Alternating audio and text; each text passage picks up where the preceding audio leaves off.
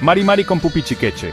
Hoy les invitamos a conocer 19 palabras hermosas en Mapuzugún, la lengua del pueblo mapuche, que están conectadas con la naturaleza.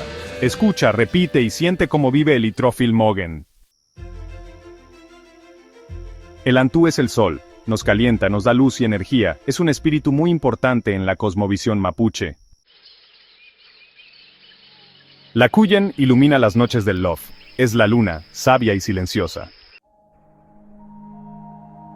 Mahuida es el bosque, hogar de muchas vidas, árboles, animales, espíritus y sueños. El Leufú corre entre piedras y raíces, da agua, da vida. El Menoco es un lugar lleno de agua, juncos y sonidos suaves. Allí vive el Cuchú, el sapo y el Chumpal, el espíritu del agua. Las Tromú cruzan el cielo trayendo sombra y a veces lluvia. Algunas parecen dibujos en movimiento. Después de la lluvia aparece el Relmí, un puente de colores que une el Wenu Mapu con la Ñuque Mapu.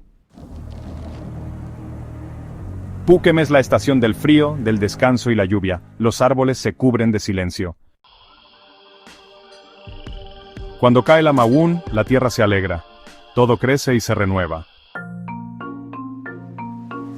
El Lafken es inmenso. En él habitan el cachalote, la ballena y muchas historias. El Tralcán suena fuerte en el cielo, es un llamado de los espíritus. Ñuque Mapu es la madre tierra, nos da alimento, nos abraza y nos enseña a vivir con respeto. El gurú es inteligente y ágil, se mueve en silencio entre los árboles. Un aligüen es más que un árbol, es protector, abuelo, sabio del Lof. Rayen es la flor que decora la tierra, pequeña, colorida y llena de vida. El Uñum canta al amanecer y al atardecer. Cada canto tiene un mensaje. El Pangui es fuerte y sagrado, es respetado por su espíritu libre. La Mara corre rápido entre los matorrales, vive tranquila en el campo.